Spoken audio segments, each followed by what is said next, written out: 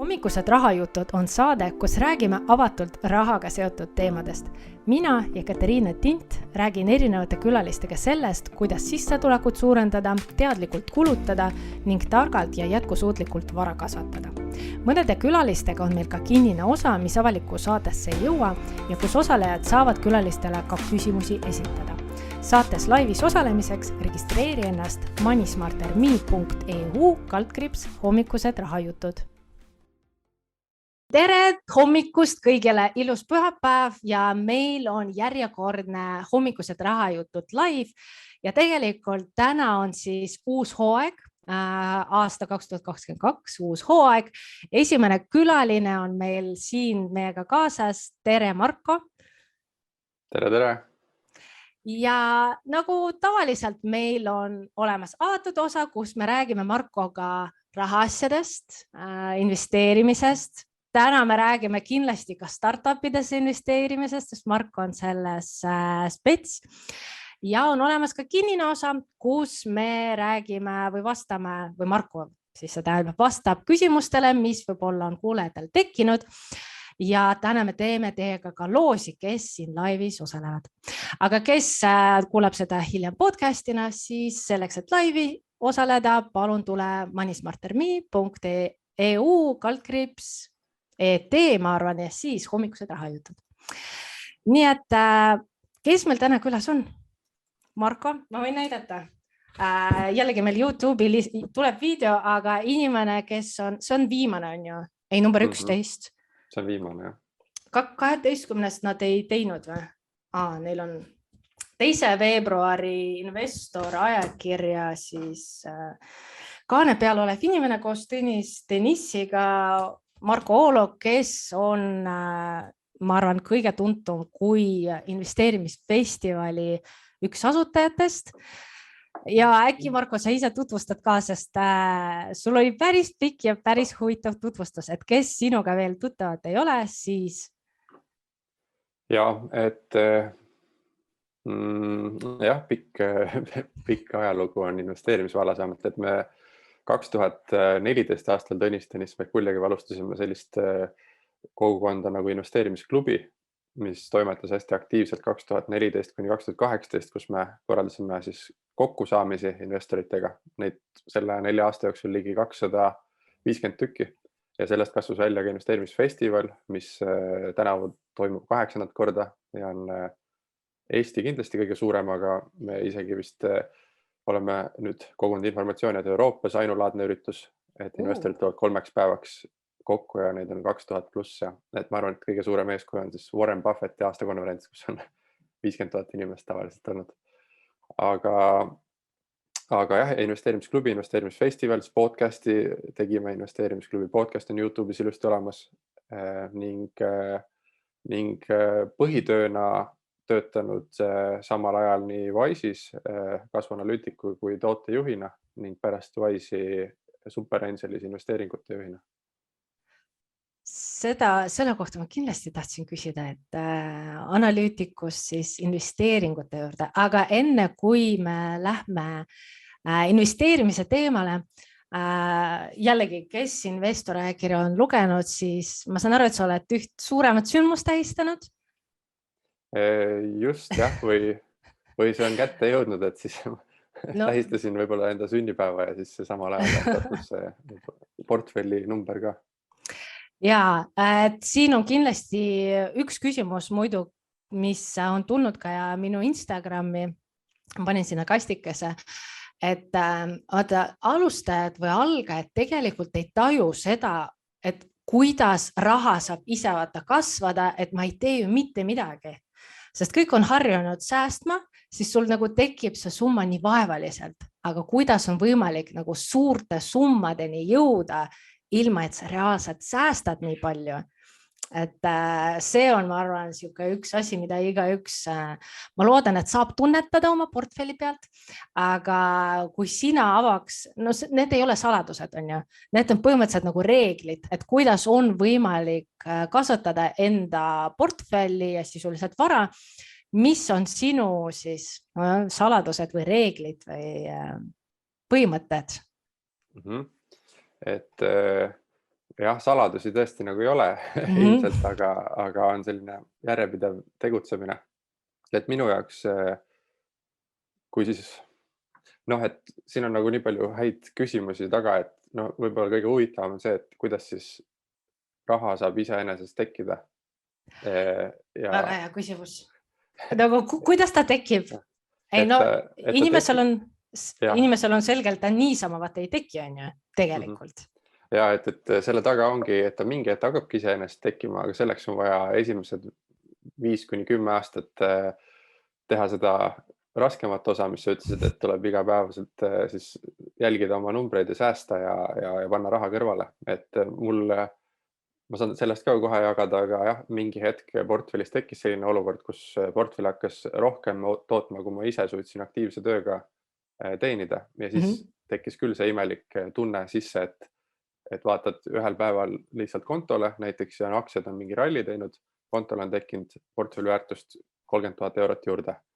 Ja siis mõtled, ja siis ma käin kuu aega tööl, näen hullult vaeva ja teenin seal võib-olla mõned tuhanded eurot ja mõtled, et miks üldse nii palju vaeva näha, kui portfell suudab nii palju teha. Aga samas siis on teised päevad, kus portfell langeb 30 000 eurot ja siis mõtled, nüüd peaks ikka kõvasti tööd tegema, et raha juurde lisada. Kas sinu jaoks ei ole see eristus vaata see, et üks on lihtsalt roheline number, mis on midagi kasvanud versus see, palju sul reaalselt üürituluna või dividendina või intressina kontole laekunud, mis on reaalselt olemas? Ja, et seal on nagu mitu asju, üks on see, mis iga järjepidevalt tuleb sisse nagu rahavooline investeerimistulu, aga teine asi on see portfelli kapitali kasv. Ja muidugi ma jälgin igakuiselt seda portfelli rahavoo liikumist just, et kui palju siis regulaarselt ja ennustatavalt nagu tuleb tagasi. Aga mingist hetkest ikkagi oluline osa on ka see väärtuse kasv, et just kui näiteks kinnisvaras, et ikkagi kinnisvara on kasvanud 5 aastaga kinnisvara väärtus, siis seda ei saa ka alahinnata, et see on ka ikkagi ju investeeringute üks osa tootlusest. Jah, aga enne kui me läheme sinna nagu investeerimisjuttu sisse, siis number 1 küsimus, nagu kust üldse motivatsiooni saada?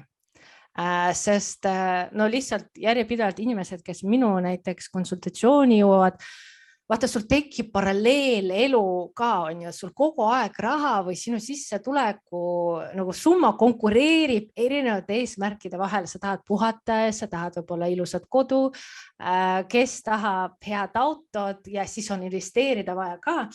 Et mis on need, kas prioriteedid või kas see on motivatsioon, mis on sinu jaoks olnud see võti, mis on lasknud sul seda finantsvabaduseni teekonda kergemini nagu läbida?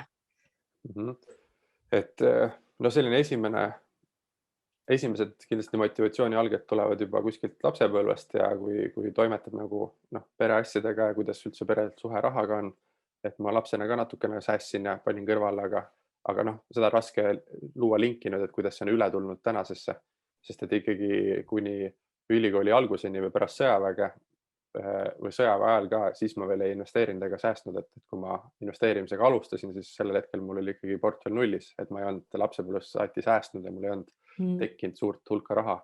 Aga 2010-2011 oli mul perel sellised keerulisemad ajad, eriti rahaliselt ja mina olin siis samas ülikooli esimesel aastal ja sealt ma olin Tallinnas ülikoolis, tuli endaga ära majandada ja sealt tuli kindlalt soov, et see rahaline olukord võiks olla kindlam, et saaks kas õpinguid jätkata või siis mida iganes teha tulevikus, et ei tekiks sellist olukorda uuesti. Et see oli üks suur tõuge ja lisaks selline soov enda aega ise juhtida, et ma tegin ka ülikooli kõrvalt igasuguseid lihttöid, nagu kõige lihtsamaid töid, selles mõttes pesin nõusid ja olin ettekandja, käisin põllu peal maasikataimi istutamas, ehitusel abitöölisena, olin müürsepa abi, mis tähendab seda, et mina olin see, kes talle müürikive ette 5 päeva otsa ja tema ladus neid. Et ma olen kõik neid töid teinud ja sealt tehes neid töid märkad sa enda emotsioone väga selgelt kõrvalt ja saad aru, et sa ei taha nagu seda sama tööd võib-olla 2 kuu pärast isegi teha või järgmine aasta kindlasti ei taha seda sama tööd teha, et siis hakkad otsima neid võimalusi, kuidas ei peaks seda tööd tegema ja siis siis ma nende lihttööde kõrvalt arendasin ennast, et lihtsalt õppisin erinevate asjade kohta, kas või lugesin numbreid, õppisin analüüsimeetodeid, lugematul arvul asju, õppisin ehitust, siis lugesin ehitusvaldkonna kohta juurde, õppisin siis ehitusinsenerindust. Oota, sa oled insener või? Ehitusinsenerid, ma ei ole seda diplomit kätte saanud, et ma õppisin 4,5 aastat, et mul on magistrist lõputöö tegemata siis. Ossa, nagu insenerist siis investoriks sisuliselt? Inseneri hakatiseks jah, hakatisest investor. Kõik on võimalik, jällegi tõestab ära, et on ju, et ükskõik mis background sul on ja haridus siis, aga kas ma saan aru, et sa leidsid endas sellist analüütiku poolt, sest vaata mõned inimesed, kui nad isegi saavad aru, et ei tahaks võib-olla neid, ma ei tea, kivisid tassida või teenida ja töötada, siis nad mõtlevad, aga nad ei mõtlevad nii suurelt, et ma kunagi tahaks 1 miljoni eurolist portfelli teha või et kas sa panid endale mingi eesmärgi või alustuseks, mis oli see nagu üks konks, mis sind nagu sinna tulevikku viis? Jah, see ongi nagu selline, tavaliselt endas mingi muudatusi tehakse kahe asja läbi, et üks on see, kas sa oled hästi suures augus ja sa tahad sealt nagu välja saada, et elu oleks parem, või siis teine, et sa näed tulevikus hästi suurt potentsiaalset võitu ja siis hakkad toimetama, et mul oli nagu mingis mõttes eri aegadel 2 tükki, et üks oli pererahaline raske seis, mis oli nagu see augu moment, et sellest välja tulla, teine oli see, et igapäevaselt toimetades näed, et tulevikus saab palju paremini, et jah, see sisemine motivatsioon, igal ühel on nagu oma punkt, mis seal nagu aitab nagu siis avastada, aga kindlasti investeerimisraamatud mingis mõttes aitavad alguses seda tuleviku potentsiaali nagu leida. Et ma lugesin Rikas isa, vaene isa vist esimese raharaamatuna ja sealt hakkas üldse tekkima mõtted, mis võimalik kõik on. Ja siis tänu sellele sai ka hakatud investeerimispoole liikuma, et seal oli väga selgelt kirjutatud, et need kvadrandid ja kõik asjad, et raha peab ise raha teenima ja sa ei tohi enda finantsilist jõukust siduda kokku otseselt oma ajaga, et sa ei saa nagu kogu aeg raha ajaga välja teenida, et raha peab ise teenima ka. Ja, et kes ei ole lugenud, kindlasti mina olen samamoodi, minu teekond algaski sellest, et see idee või unistus on tulnud sellest raamatust. Põhimõtteliselt sul on nagu 4 võimalust. Number 1, sa töötad teiste jaoks, saad palka, see on piiratud, on ju. Samas töötunnid on mõnevõrra ka piiratud. Siis number 2, sa hakkad freelance'i tegema, aga siis sul siuke müük ja turunduse osa hakkab ka juurde tulema, kuigi sa saad mõnevõrra nagu paindlik olla tööaja osas. Number 3 oli see, et sa ehitad endale ettevõtet ehk seda süsteemi, kus teised inimesed töötavad sinu heaks. Ja siis number 4 on see, et sa oled investor ja sa reaalselt aktiivselt ei tee tööd, vaid raha teeb tööd sinu eest. Ja mina ütleks, igaüks meist, kui me mõtleme, nagu me tahame mingil hetkel olla see passiivne investor, sest kas ma tahan nagu puhata kuu aega, et ma ei pea reaalselt tööd tegema, on ju, või ma tahan pensionile minna normaalselt ilma, et ma ei tea, muretsen, palju siin riik mulle maksab või ükskõik, mis nagu mõtted need on. Oota, kas sul siis ei ole olnud uhked uut autot, Marko?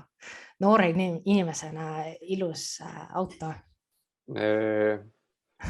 On küll olnud, mul on liiga palju autosid isegi ägedaid, sest et mul isa on vist 25 aastat autodega tegelenud, nii et siis mitte, et ma oleks ise saanud lubada endale autot, aga kuna ta tegeles autode ostmise ja müümisega, siis andis sõita mulle nendega, nii et ma sain selle süsteemist nagu vara välja võib-olla.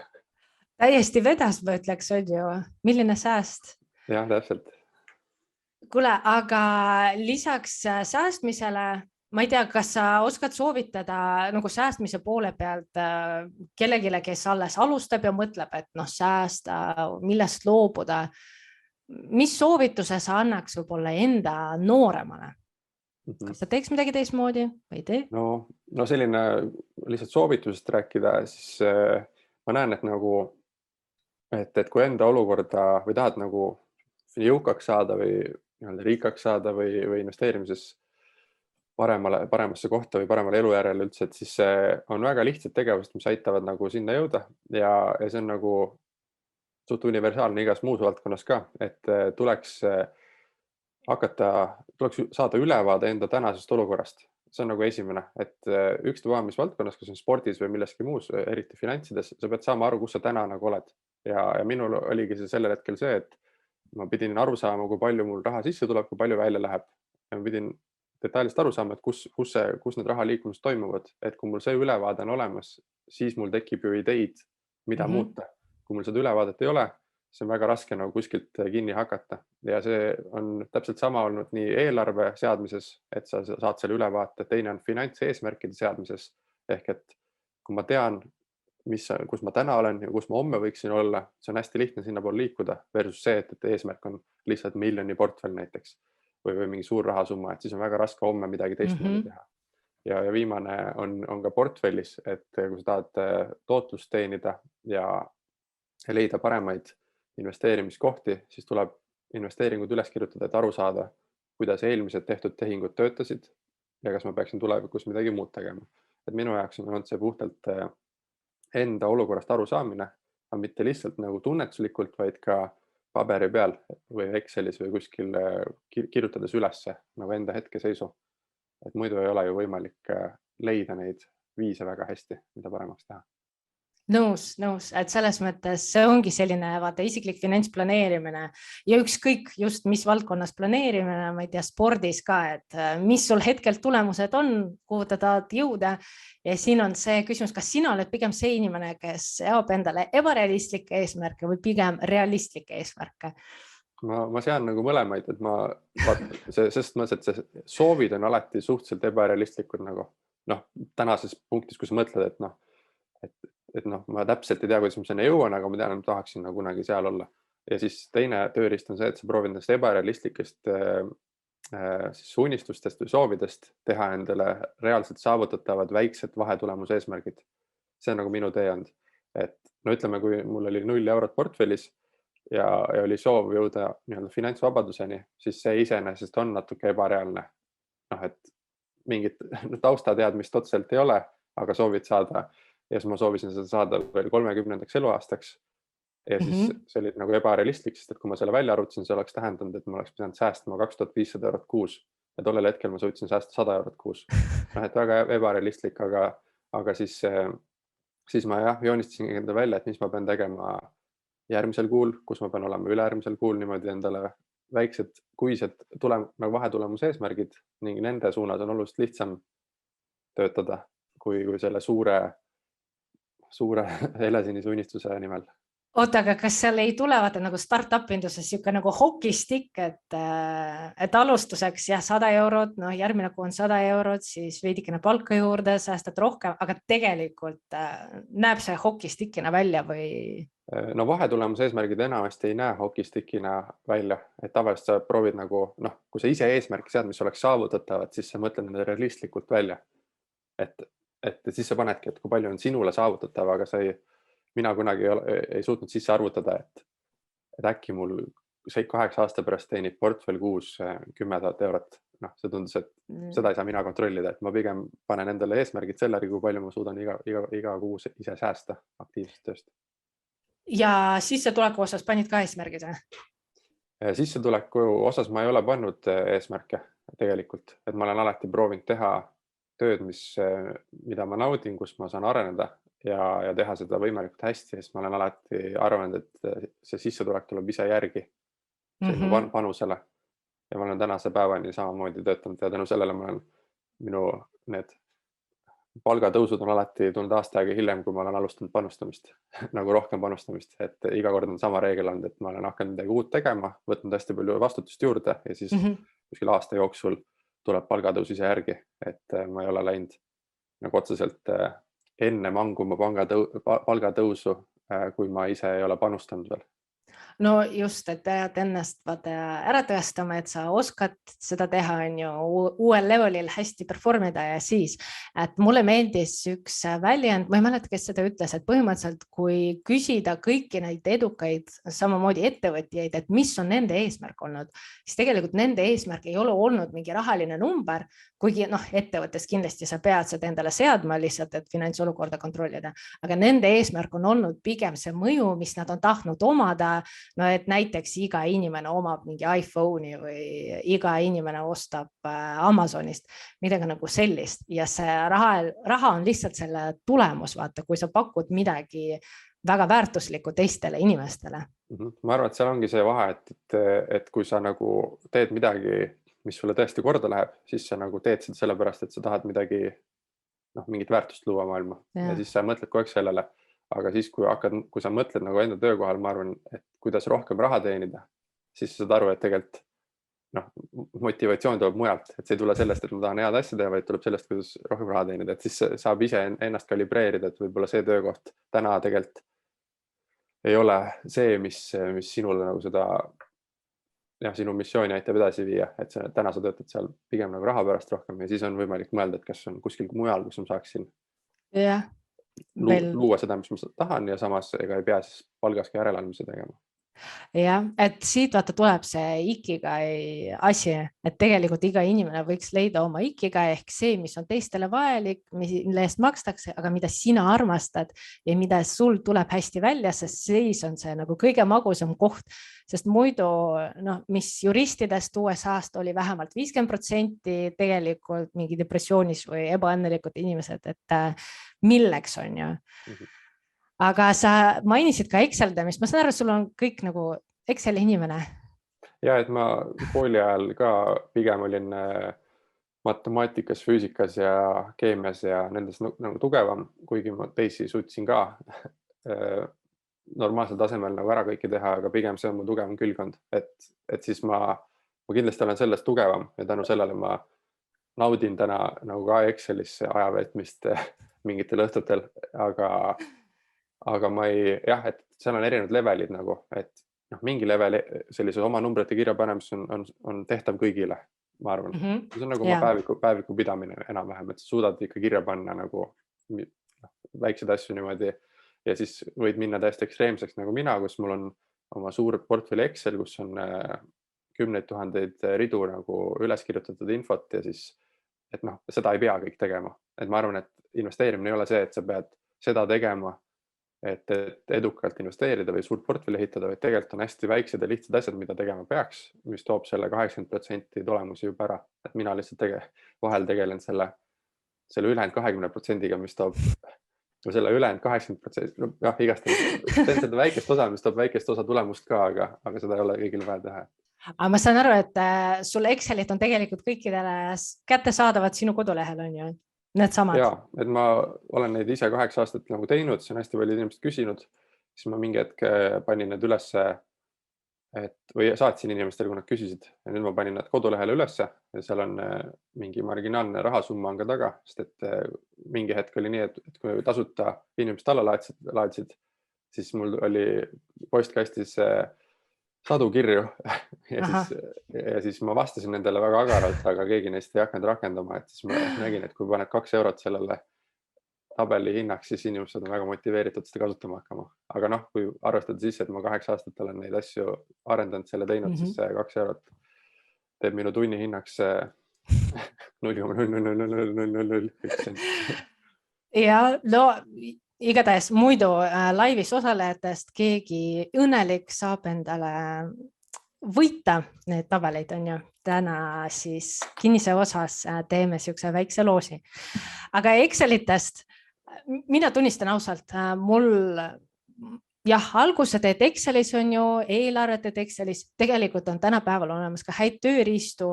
Mina lõppude lõpuks ma sain aru, et kui ma pean enda investeerimisportfelli nagu analüüsimiseks ja jälgimiseks tegema sisuliselt nagu andmebaasi Excelis, ma hakkasin nagu mingi datamudelit sinna ehitama, koos abikaasaga hakkasime ja siis mõtlesime nagu, kasvab üle pea, siis meie läksime küll nagu tarkvara peale üle.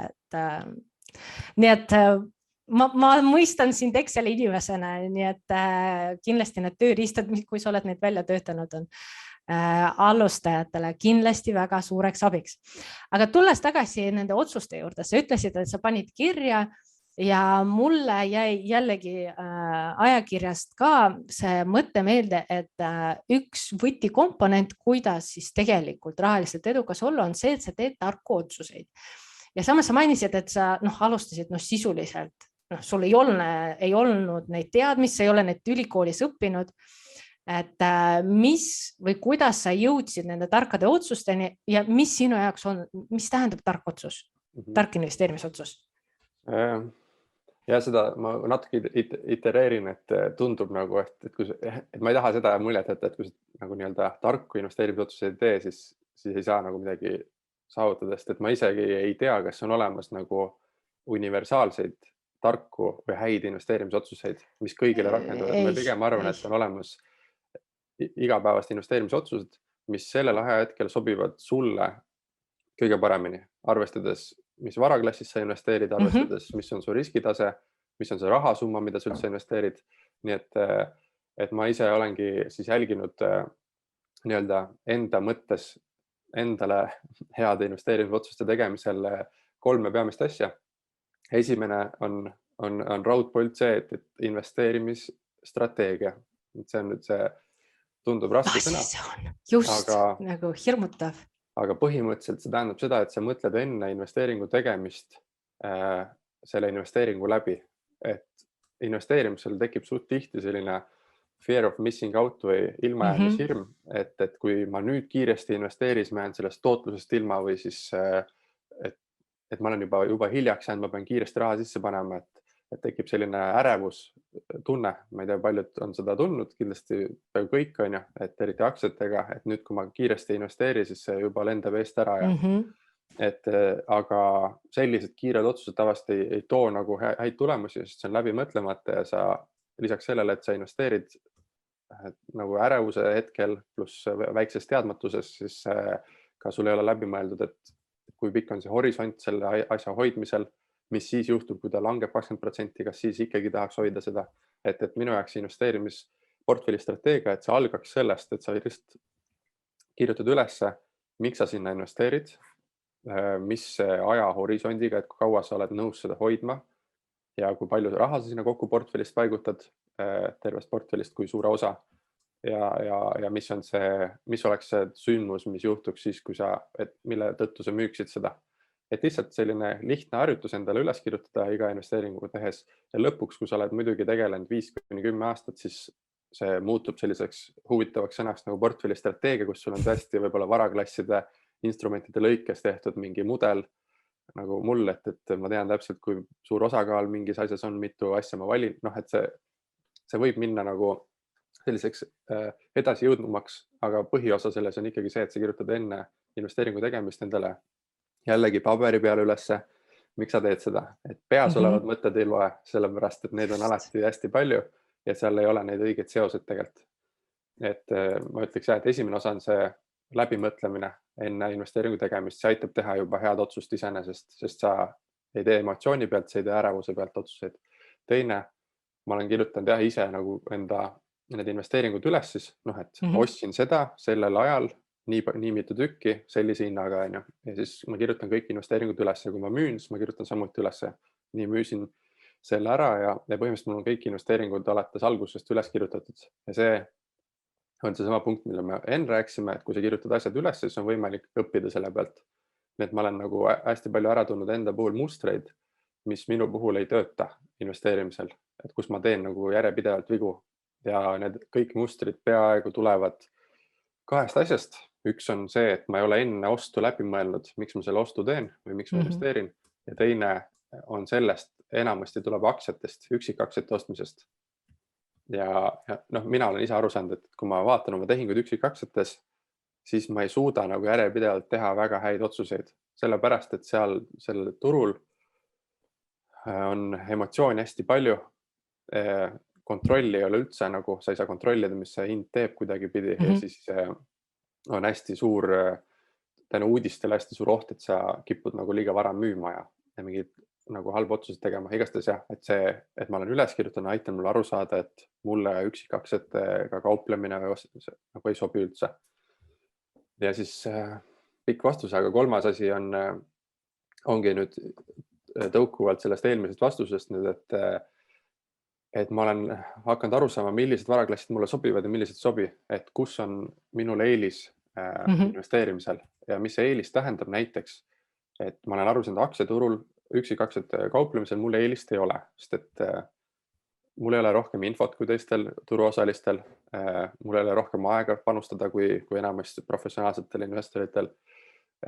Mul ei ole, aktsiaturgudel üldse sa ei saa võimendust kasutada väga hästi ja üldse väga vähe on investoril nagu teha midagi paremini, kui teised investorid teevad. Seega ma olen aru saanud, ma ei saa oodata turu keskmisest kõrgemat tootlust. Ainuke asi, mis ma teha saan, on see, et ma investeeringi näiteks indeksisse ja saan turu keskmist tootlust, sest et sellest rohkem teenida mul realistlikult ei ole võimalik. Ja siis ma olen mõtelnud teisi varaklasse, mis on teistes varaklassides sellised, näiteks kinnisvaras on eeliseks laenuvõimenduse kasutamise võimaluseks, saad kodulaenu alguses võtta, hiljem saad nagu võib-olla teise kodulaenu, võib-olla kolmanda kodulaenu, siis saad ärilaenu võtta. Et seal on võimendus on nagu üks võimalus kinnisvaras paremat tootlust teenida, kui keskmine investor turul teeniks. Laenudes on riskihaldus ehk ja lepingud, et sul oleks väga tugevad lepingud, et sa oskaksid vastaspoolt analüüsida. Ja iduettevõtetes on ka nagu valdkonna kogemus aitab paremat tootlust teenida, et pikk jutt nagu kokkuvõttes siis jah, ma ei teagi. Kas sina siis üksikaktsiatesse investeerid või on sul mingid positsioone ka või? Mul on mingid positsioone ja, aga ma pigem kuidagi suhtun veidi teistmoodi neisse, et ma justkui nagu investeerin sellesse nagu sarnaselt, nagu ma teeksin iduinvesteeringuid, et ma valin ühe ettevõtte välja, mille tegevus mulle meeldib, siis ma investeerin sinna ja siis hoian hästi pikka aega, et ma proovin mitte vahepeal kuidagi tootlust teenida seal, müüa, osta ja vahetada. Ja neid on hästi vähe, mis ma välja valinud olen, sest et nagu iduinvesteeringutes sa pead teadma asutajaid, et ma pean olema kohtunud või ma pean väga hästi nagu neist aru saama. Ja siis ma olengi valinud Balti börsilt neid üksikaktsiaid, et USA turul mul on ainult fondid siis. Väga huvitav, et selles mõttes ma olen nõus, sisuliselt vaata, ma ei tea, miks see kauplemine, mina näiteks üldse otsustasin, et ma ei soovi nagu kaubelda, sest tõesti, sul on vaja selleks, ma ütleks ka tehnilise analüüsi oskuseid on ju, et nagu õigeid ostu- ja müügi hetke leida. Et mina ka olen läinud seda teedpidi, et fundamentaalne analüüs, ettevõtted, mis mulle meeldivad, mina vaatan veel seda ettevõtet, mis on globaalses trendis sees. No ütleme niimoodi, retail võib-olla tarbimine peaks nagu vähenema, on ja mul need ettevõtted kuidagi väga ei sümpatiseeri, aga samas üks minu lemmikud positsioonidest, ma arvan, on üks reit, mis tegeleb vanemate nagu hooldekodudega. Sest see on nagu pikaajaline trend, ma tean, see on vajalik. NHI või? See läks mul kehvasti. Ma mäletan, et ma sain seda ideed minu meelest sinu kaudu, see läks kehvasti. Ei, minu kaudu ei saanud, mina sain ka kellegi teise kaudu selle idee. Ei, seda ma müüsin lõpuks ära, sest neil oli mingi teine, mul on see Idifika. Nad laienevad üle Euroopa ja siis, kui ma selle peale jõudsin, neil on lihtsalt nagu tugev ambitsioon, jällegi tegemist ei ole investeerimissoovitusega, neil on tugev kasvuambitsioon, pluss neil on ESG osa nagu hästi tugev, mis meil aruandes mulle meeldis ja ma jõudsin ka osta neid õigel hetkel. Et igatahes number 1 on see, et nagu miks sa seda ettevõtet tahad osta ja number 2 võib-olla, mis on kõige keerulisem ja me Kristjaniga rääkisime eelmises osas, vaata see, et kuidas leida seda õiget hetke, millal osta. Sest siin on number 1, kas sa teed tehnilist analüüsi, et aru saada, mis on see, ma ei tea, õige tase ja siis ootadki, ma ei tea, kui pikka aega selleks, et seda ettevõtet osta. Number 2, sul on võimalus sisuliselt osta regulaarselt, kui sa oled identifitseerinud see ettevõte, mulle meeldib, ma ei tea, kuidas tal läheb, ma ei tea, millal nagu see tuleb negatiivne uudis, et ma saaks odavamalt osta, et iga kuu sama summa eest ostuhinna keskmistamine. Ja number 3 on teha sisuliselt valuation'id on ju ja siis üritada jällegi sealt samamoodi vaadata näiteks PE tasemete pealt, et mis tasemelt ma seda ostaks. Et ma ei tea, kas Eesti aktsiate juures teed sa mingit valuatsioone või vaatad PE-d või millal sina ostad? Jah, et võib-olla nüüd laiemalt, et siis minu nagu viimane see arusaam on nagu selline, et hästi palju on hästi huvitav rääkida üksikaktsiatest, sest need on nagu kõige huvitavamad, seal Just. nagu toimub kõige rohkem, aga portfelli või keskmise investori või eriti algaja investori jaoks nagu selles üksikaktsiate valimisel, et reaalselt seda eelist nagu väga ei ole, et kuidas saaksid nagu teenida rohkem ja siis paljud nagu investeerivad just üksikaktsiatesse lootusega, et ma teenin turu keskmisest rohkem. Aga minust see ootus on vale, et kui sa investeerid üksikaktsiatesse, sa pead arvestama, et sa teenid tõenäoliselt turu keskmisest vähem.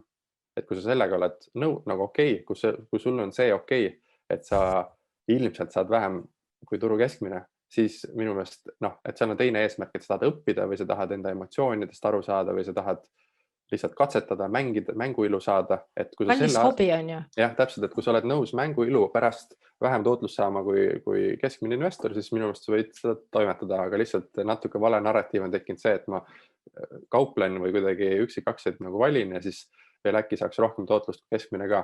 Et seda ma ise olen aru saanud, et see ei tööta enamasti lihtsalt puhtalt psühholoogia pärast, see investor ei suuda nagu ratsionaalselt neid üksikaktsiaid nagu hoida, valida ja see hajutatust ka ei ole.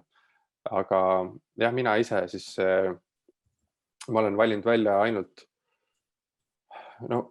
ühe käe näppudel ettevõtteid Balti börsilt ja need on kõik nagu samad asjad, nagu sa ütlesid, et esiteks ma mõtlen ettevõtte, millel on nagu potentsiaali, mis on nagu kasvupotentsiaali endal, siis mis trendid nagu maailmas on, ehk et põhimõtteliselt kolm asja ma näen nagu, et 2 valdkonda, mille läheb kogu aeg hästi, enamasti on kinnisvara ja finantsasutused, ehk et on väga vähe aegu, kui neil läheb halvasti. Muidugi me nüüd teame kõik seda 2008-2009 aasta nagu krahhi on ja finantsturgudel, aga tegelikult see on suht harukordne, et kui pank päris pankrotti ei lähe, see enamasti läheb neil suhteliselt okeilt.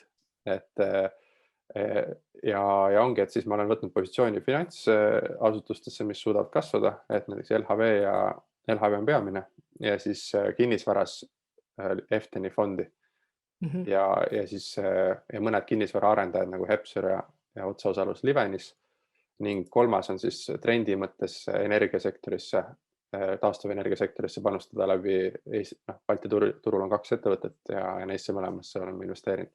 Ehk et teesid on nagu suhteliselt suure mulli teesid nagu sellised, et suur mõte selle taga, aga mingit fundamentaalanalüüsi ma ei tee, et neisse sisenemishind, et aru saada mingit PE suhet otsida, sest et nagu me kõik oleme jällegi aru saanud, et PE suhte, kui sa otsid PE suhet, siis sa enamasti otsid nagu kehvasid ettevõtteid põhimõtteliselt tänapäeval. Ja sa tead, praegu sisuliselt PE suhte asemel vaadatakse seda PEG suhted, et sa tegelikult PE-d jagad selle growth'iga ehk kasvumääraga ja see annab juba rohkem nagu informatsiooni.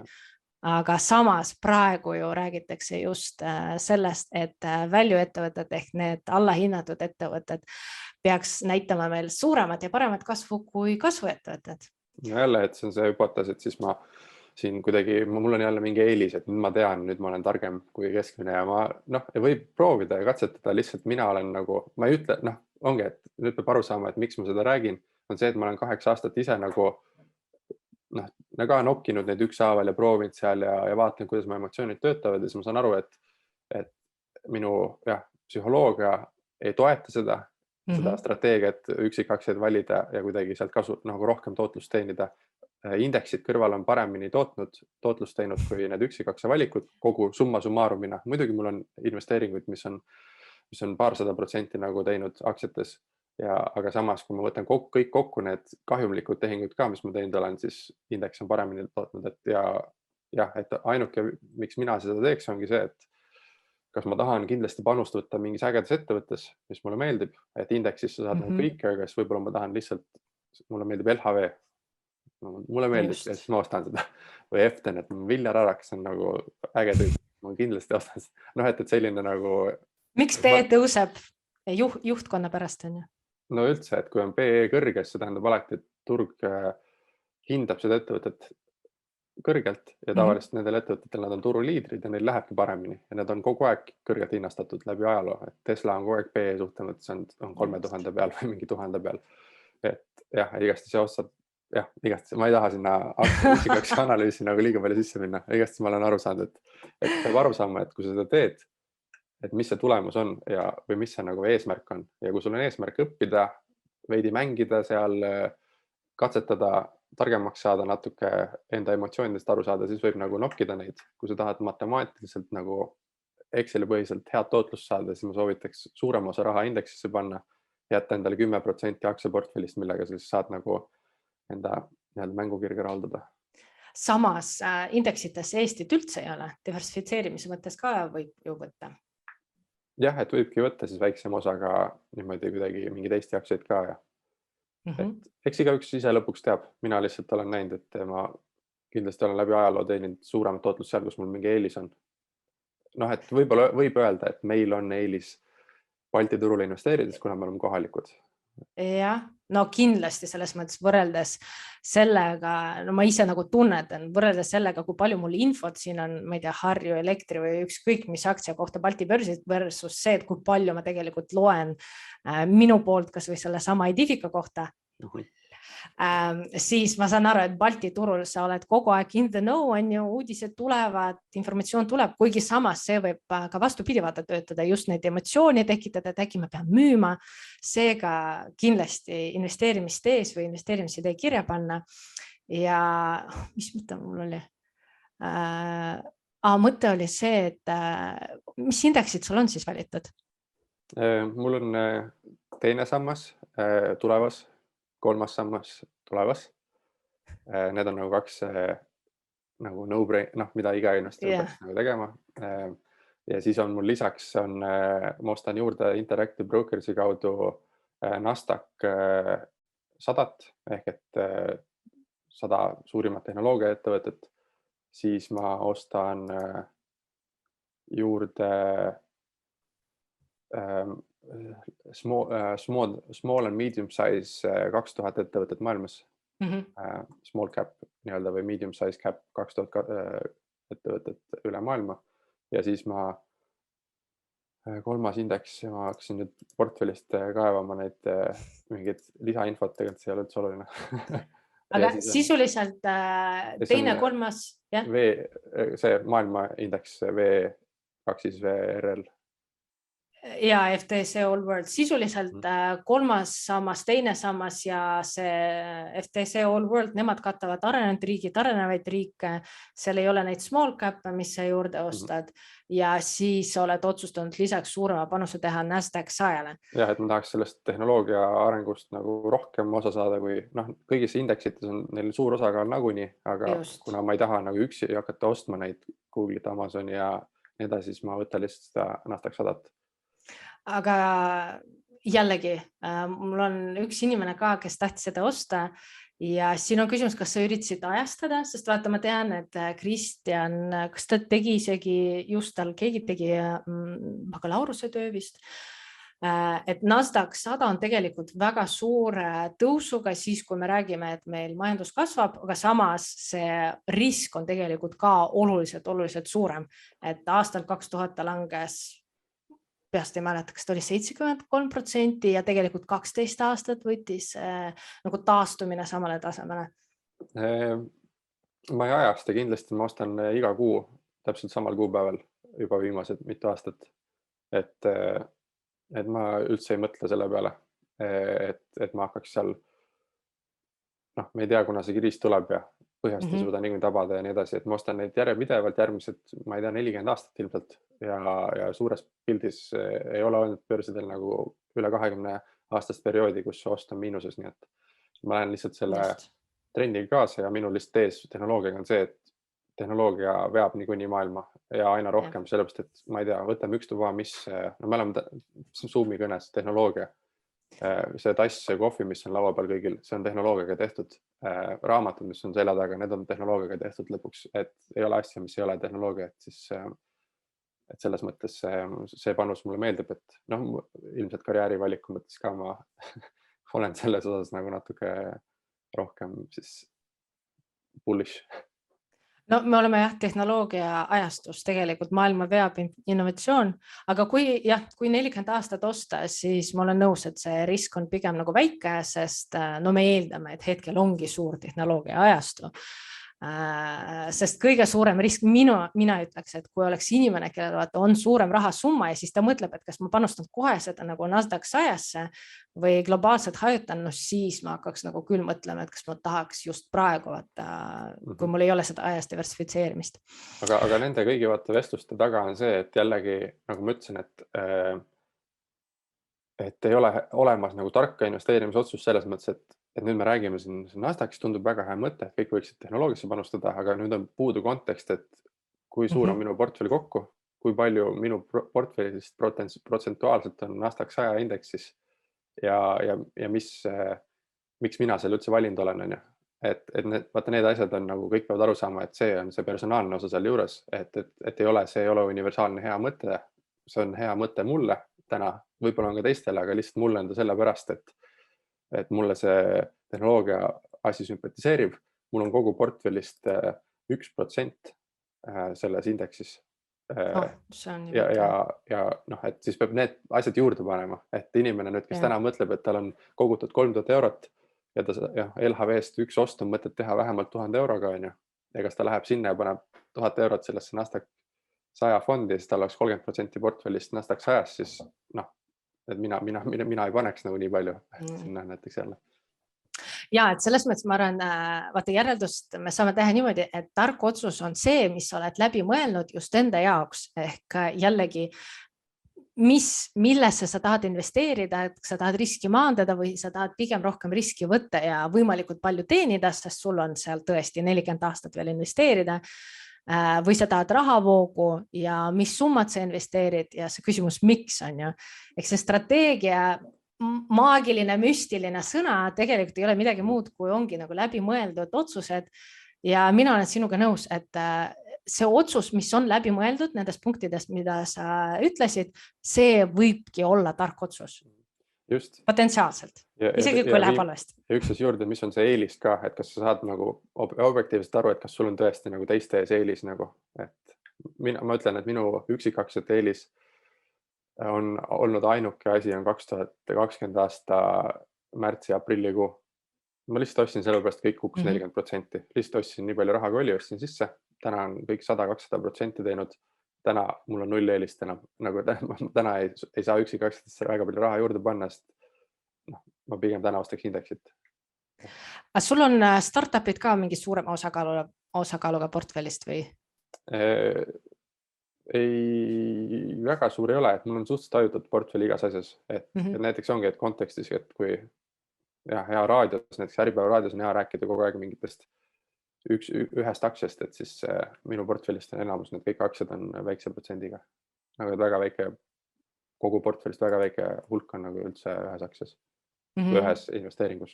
Et samamoodi kidudega, et ma ei teagi, mis võib-olla jah, paar protsenti on kõige suuremas üksikkidu positsioonis. Et sul on sisuliselt üksikus aktsiates maksimaalselt mis on see maksimaalne protsent, mida sa ühe ettevõttesse oled valmis panema?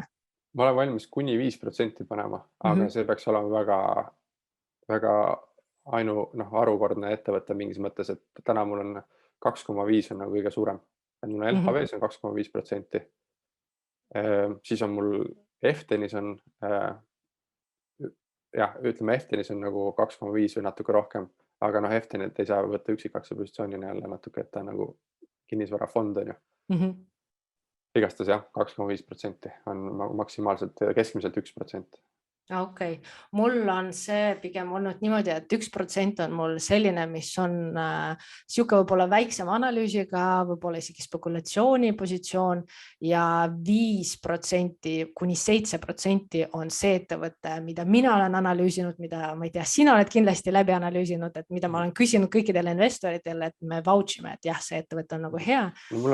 Ma teeksin umbes samamoodi, aga mul on natuke keeruline sellepärast, et ütleme, kunagi ma investeerisin nagu 1000 kuni 5000 eurot ettevõttesse ja siis see oligi nagu mõistlik positsioon nagu 1% või midagi sellist portfellist. Täna, kui ma tahaksin selle 5% panna nagu ühte ettevõttesse, siis ma peaksin 50 000 € sinna panema või siis 7%, 70 000 €. Et siis Okei, ja teised probleemid. Natuke raske nagu jah, psühholoogiliselt on raske nagu nii suuri nagu üksikaksia positsioone võtta, et lihtsam on hallata nagu sellised 25 000 on minu jaoks täna nagu LHV-s 25 000, sinna 25 000 tundub nagu mõistlik, et kui ma täna oleks 70 000, siis ma tunneks, et lihtsalt ma ise tunneks ilmselt, et nüüd on natuke suur tükk võetud sellest ühest asjast.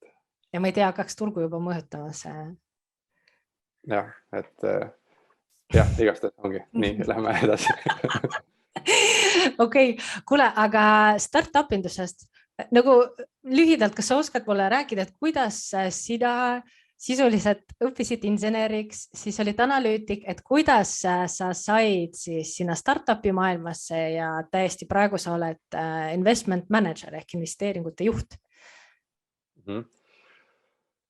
Et ma õppisin siis jah, koolis ehituse insenerindust ja seal õppides sain ma nagu lõpuks sellest aru, et see ehitusvaldkonna areng on nagu minu jaoks liiga aeglane, et ma töötasin praktikatel olles ja ka alaliselt siis mingi hetk suures ehitusettevõttes objektijuhina ja projektijuhi abina ja siis ma nägingi, et seda teekonda, et ma õpin 5 aastat magistriks, teen mingi täiendkoolitus ja siis järgmise 20 aasta pärast ma võin saada nagu projektijuhiks mingi suures ettevõttes ja see oleks nagu klaaslagi ja siis ma teadsin, et mu elutöö ei ole see, et ma olen nagu mingi objektide ehitusprojektil projektijuht, et ma tahaksin midagi nagu jah, et võiks kiiremini areneda, et mitte ehitusettevõtetes on klassikaline see, et tüübid on nagu olnud mingi 30 aastat ja siis mingi 50 aastane tüüp on kõige kõvem tüüp, sest on seal olnud 30 aastat,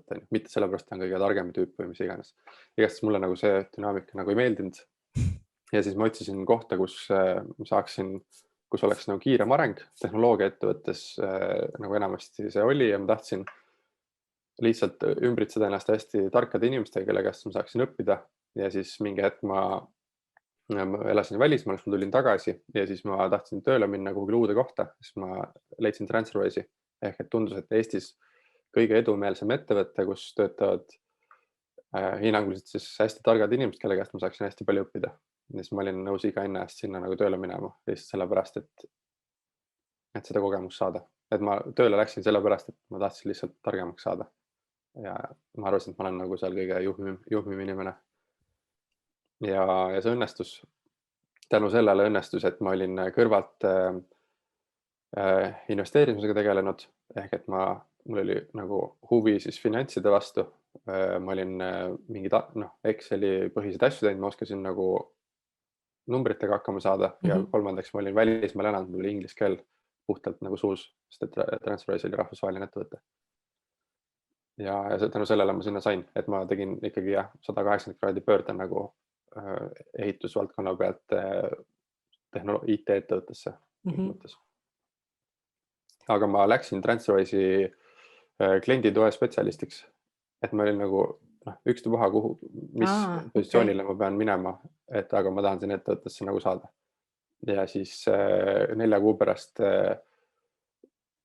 tehti see ametimuutus siis kasvuanalüütikuks ja siis ma ei mäleta ka aasta või 1,5 aasta pärast tootejuhiks. Et sisuliselt oluline on see nagu jalg vahele saada ja seal ettevõtte sees on võimalik ka kasvada. Seal ma õppisin ja ma leidsin kohe kohti, kus saaks nagu TransferWise'i oluliselt nagu arendada edasi. Siis ma põhitöö kõrvalt jäin iga õhtu paar tundi olin kauem, tegin lihtsalt neid, panin kokku enda ülevaateid ja mingeid asju, mida saaks nüüd kliendi tagasiside põhjal paremaks teha ja see oli kõige parem koht, kust üldse ettevõttesse sisse minna, kui sa tahad nagu kiiresti kasvada, sest et lõppkokkuvõttes ettevõte teeb klientide jaoks toodet. Ja mina sain iga päev rääkida sadade klientidega või nagu lugeda nende kirju ja ma saingi sealt teada, kuhu suunas peaks ettevõtte nagu arendama enda toodet, et klientidele paremat toodet pakkuda, siis ma hakkasin seda nagu agregeerima, kokku panema ja andma seda sisendit siis tootearendustiimidele ja tänu sellele ma sain siis ise tootearendustiimi minna, sest et mul oli see õige mindset peale, et see õige mindset on see, et kui sa tahad ettevõtet arendada, siis räägi kliendiga, küsi tema käest, mis ta teha tahab. Startupides sama asi. Just, et täpselt sama asi, et lihtsalt tegevjuht oled, siis sinu ülesanne on nagu ka aru saada, kus sa seda ettevõtet vead nagu ja mis kliendid tahavad, mitte see, et mina teen ainult siin tagatoas strateegilisi otsuseid, aga klientidega ei räägi näiteks. Aga kuidas, kui praegu sa tegeledki sisuliselt kuidas sinu töö üldse välja näeb tänapäeval? Mul on nagu mitu tööd, et ma tegelikult ma olen nagu 2018 tulin SuperAngelisse 2000 või kuni nüüd on esimene fond SuperAngelis peaaegu investeeritud, nüüd me hakkame teist fondi tegema. Ja teises fondis ma ei ole investeeringute juht, vaid ma olen üks partneritest. Ja minu töö täna ongi umbes selline, et fond iseenesest on ka nagu startup või ettevõte, ehk ma ehitan tiimi, ma palkan inimesi, hoolitsen nende inimeste eest, et neil kõik hästi oleks, ehitame operatsioonilisi protsesse ülesse, ehitame brändi, ehitame võrgustikku, teeme turundustegevusi, kõik need samad asjad, mis iga ettevõte teeb, teeme meie nagu fondiga ja lisaks teine pool on see, et me investeerime siis ka seda raha, mis on meile usaldatud ja mis me ise oleme pannud fondi, ehk et investeerime raha ja see tähendab, et ma valin igapäevaselt, vaatan läbi, valin investeeringuid, analüüsin, räägin inimestega, nende asutajatega, proovin turust aru saada, räägin teiste investoritega, kuidas nemad asja näevad, teen lepinguid, juriidikat koos juristidega, siis teen raha jaotamise proportsiooni nagu otsuseid, suhtlen enda fondi investoritega, kes SuperAngelisse investeerinud ja suhtlen lõpuks aitan ettevõtjaid ka, näiteks kellesse me investeerime. Vedan nendega igakuiselt vähemalt olen 3 või 4 nõukogus ettevõtetes, et aidata neid strateegiliselt. Aga kuidas startupide valimine erineb üksikaktsiate valimisest? Tohutult. Tegelikult oleneb, kuidas seda teed, et sa võid samamoodi teha või täiesti erinevalt teha. Et mul on tunne lihtsalt, et sa ikkagi varajase faasi ettevõtetesse me investeerime tehnoloogiasse, et seal sa investeerid nagu meeskonda, nagu 98% ajast sa investeerid inimestesse, sest et inimesed teevad selle asja teoks, et idee iseennast teoks ei tee. Nii et me nagu investeerime peamiselt inimestesse ja see ongi see kõige suurem erinevus ka. Ehk et sa vaatadki seda tiimi kõige rohkem ja muidugi aitad nagu kõige muuga kaasa ja vaatad muid asju ka, aga lihtsalt see on peamine, et börsiettevõtetes on nagu vastupidi, et ma vaataks ainult neid majanduslikke numbreid enamasti ja väga tiim nagu ei huvitagi nagu või mingis mõttes, et inimesed isegi ei kohtu kunagi selle ettevõtte juhiga. Ja minu jaoks on ka see muutnud seda, et ma täna investeerin neisse ettevõtetesse, kus ma tean, kes seda veab, ma olen seda inimest nagu näinud või temaga rääkinud korduvalt ja siis ma investeerin sellesse ettevõttesse. Et see vahe on hästi suur. No selles mõttes nõus jah, et kui me räägime börsiettevõttest, kes siin, ma ei tea, tegelikult mitukümmend aastat on juba olnud, siis väga huvitavad see, mis inimesed seal täpsemalt on. Eriti arvestades seda, et seal tavaliselt ongi mingi suur juhtkond ja suur meeskond, kuigi olgem ausad, mõni juht võib väga hästi nagu silma paista meediast ja tekitada rohkem usaldust ja see tavaliselt peegeldub lihtsalt ettevõtte tulemustest, on ju. Aga startupi puhul nõus, number 1 on nagu tiim, kes peab deliverdama ja siis ma mäletan, jällegi mäletan, kus see oli mingi TED Talk, et see timing peab ka õige olema, on ju. Aga samas, kui me räägime tehnoloogia ettevõtetest, arvatavasti praegu. Seal on muidugi see trend on hästi suur faktor, et sa ikkagi ei investeeri täna, ma ei teagi, mingi vana ja nagu mõttemaailma väga, et sa ikkagi mõtled, et näiteks, et ma ei tea, kas see on hea näide või halb näide, aga Okei, ma ei tea, kas ma saan neid näiteid tuua. Ma igaks juhuks ei tea, ma ei tea, kes kuulab. ei, selles mõttes mina võin näiteid tuua, no vanasti näiteks, kui me räägime praegu sellest, et meil on see jätkusuutlikkus on hästi fookuses, vana näide, mis mina võib-olla startupina oleks ehitanud, ongi see, et kalkulaator, kui palju mina näiteks CO2 emiteerin, on ju, eratarbijana.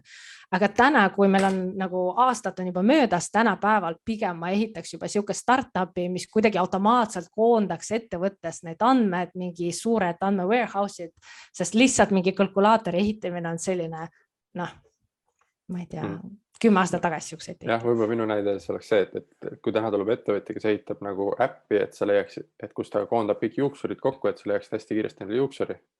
See on nagu minu jaoks kindlasti eelmise dekaadi teema, kus nagu prooviti luua sellise first year nagu probleemilahendusi, et kust kiiresti süüa saada, kust juuksurit leida, kus automehaanikut ja mingit sellist tehti äppi nagu, et siis täna ikkagi nagu süvatehnoloogia on nagu see koht, kus ma näen järgmise 10 aasta jooksul neid kohti, mis loovad rohkem väärtust. Ja, no see on ametlik prognoos on ju, et kui meil möödunud kümnendil oligi see, et see internet on seda müügitulu ja kasvu tekitanud, siis tegelikult järgmine suur plahvatuslik kasv tuleb puhtalt AI-st, noh, või me räägime siin massinõppest on ju, ja ma ei tea, kas me jõuame kunagi ka, et päris nagu AI-ni ka. Me oleme täna seal tegelikult, aga lihtsalt seal on erinev vaade, kuidas seda näha nagu, et mis see siis on ja kuidas see töötab sinu jaoks. Või see sinu jaoks, et ma ütleks, et me oleme seal lihtsalt AI-s või? Kindlasti, nagu väga paljud ettevõtted kasutavad ikkagi otsuse mehhanisme, nagu, mis automaatselt toimuvad. Ma ei tea, Bolti hinnastamise mehhanism ei ole kindlasti, et keegi ise haldab seda seal, või see on andmemudelite peale ehitatud. Muidugi AI-s on nagu skaala, et kus sa oled nagu sellel skaalal. Et noh, aga noh, täna mingid enamus ettevõtted ehitavad autonoomsuse tasemeid autodele ka, et me oleme küll 4. autonoomsuse tasemes, aga see on AI, et selles mõttes nagu no ja selles mõttes ma tegelikult vaata, okei, see on nagu eraldi teema, kui on massinõppe, mis õpib olemasolevatel andmetel, siis no ma ei tea, kas see on päris AI, jah, ta ise õpib, aga tal ei ole seda, ma ei tea, emotsionaalsust või nagu ise väljas poolt nende andmete mõtlemisvõimet, aga see on nagu...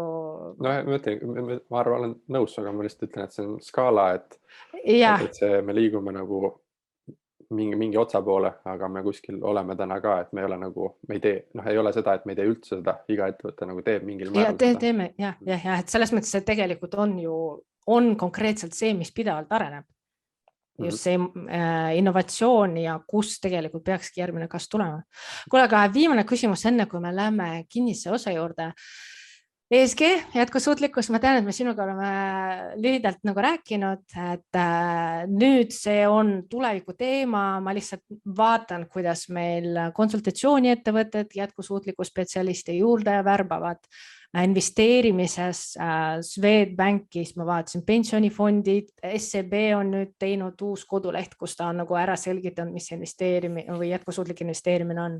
Siis meil on Grünfin tulnud, kes saladuskatte all tuleb meile ka hommikused rahajutud külla. Et kuidas teie fondis ja sinul kui investoril see suhe jätkusuutliku investeerimisega on?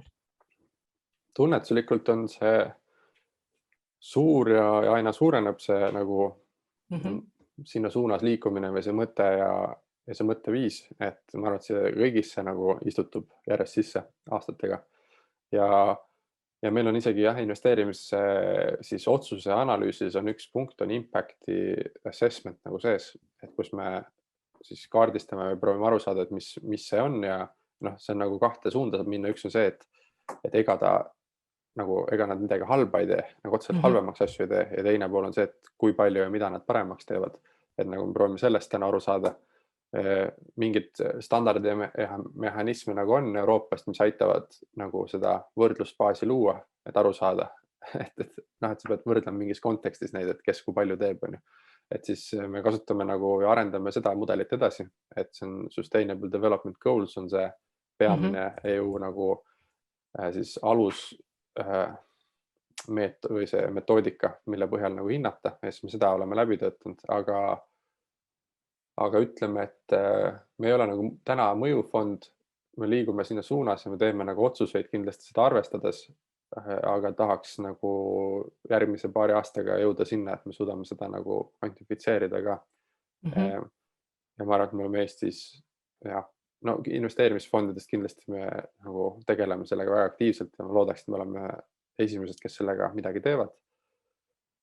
Kuid jah, noh, see ei ole see, et me oleme paremad kui teised, vaid ma loodan, et kõik hakkaksid tegema seda. Ja, aga selles mõttes nüüd tegelikult iga fond on ju kohustatud esitama informatsiooni selle kohta, kuidas ja kas ta arvestab jätkusuutlikkusega. Et ma eeldan, et see Euroopa Liidu regulatsioon laieneb vist teie fondile ka või, et mis artikli alla te lähete?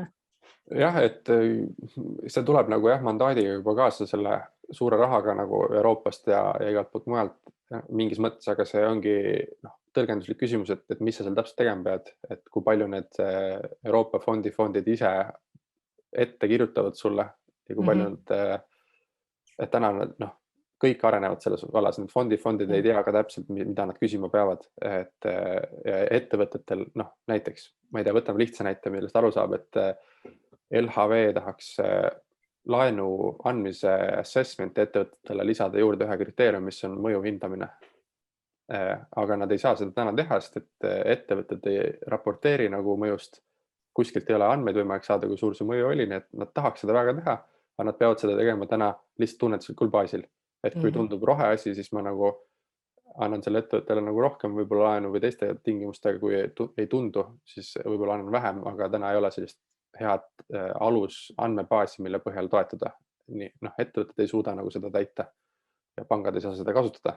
Et siis on meil nagu sama, et me saame nagu hinnata subjektiivsed ettevõtteid ja nende mõju, aga meil ei ole nagu neid aluskriteeriume, et täna ei osata nagu ettevõtte põhiselt CO2 sidumist hinnata.